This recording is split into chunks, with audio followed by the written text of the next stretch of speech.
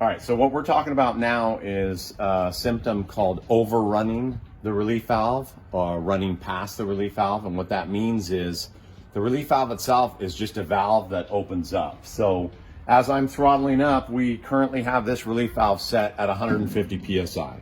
So as soon as I get a few pounds past 150, my light goes from closed to open, but we don't know how open the relief valve is. It's a large valve. It may just crack open, or as needed, it may move all the way open and dump a lot of water and pressure, or revert back to being partially closed. We only know that it's either partially open or fully open. And so what can happen here is we have enough power with this engine that we can overrun or overspeed the relief valve just by throttling up past, because we're going to reach a certain point where we're going to spin that pump so fast we keep building pressure and building pressure. And the relief valve finally reaches a point where it's wide open and it can't dump anymore. So what happens after that? If we continue to add throttle, pressure continues to go up. Pressure is the same in all areas in the pump.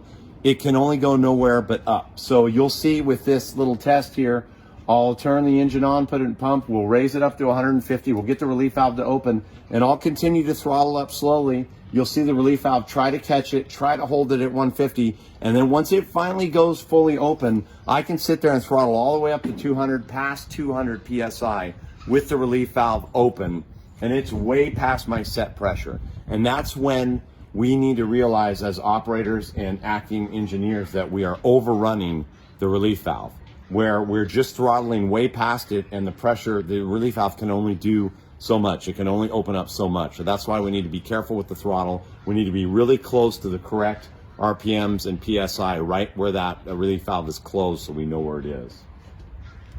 All right, so I'm in pump, and I'm making about 45 PSI pressure. There's no other intake coming in. We're just pressure off of the water tank. Relief valve has already been set at 150, so we'll throttle up to 150 slowly.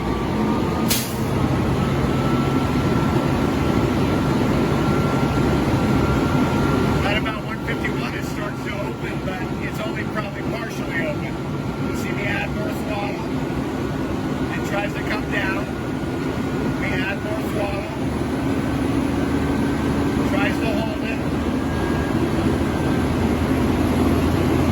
Now it's all the way open, and it's not able to hold any more pressure.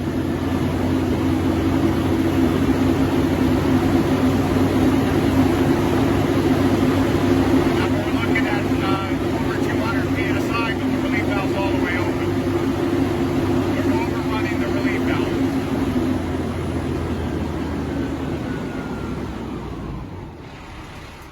So final point on overrunning the relief valve, right? So in a situation where we're going to pump multiple lines, obviously, let's say we have 1, 2, 3 lines, and our third line happens to be a high pressure like 160, but we're currently pumping the first 2 lines around 120. Before we throttle up, we know that we have to get our relief valve way out of the way. So we're always going to tell you, go a few, 3, 4, 5, 6 extra turns, whatever you think at first, until you get to learn how this relief valve works. And the reason for that is when we start throttling up, we have a tendency to watch the gauges and to try and gate down and keep those pressures. But if we don't keep an eye on our relief valve and it goes from closed to open as we're throttling, then we've ruined everything, because we're throttling up past an open relief valve. The relief valve doesn't know what's going on, it's trying to dump pressure. You're not going to be able to add pressure to your highest line because it's dumping.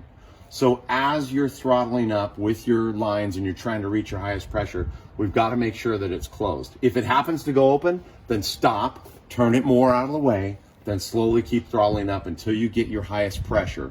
Once you get your highest pressure, you can obviously gate down the other lines to their proper pressure. Then we can spin the relief back down half a turn at a time, nice and slow, so we can get our relief valve open, and then a half a turn or a full turn to get it closed, and we know we're right in that window of being as close as possible for the safest operation of the relief valve.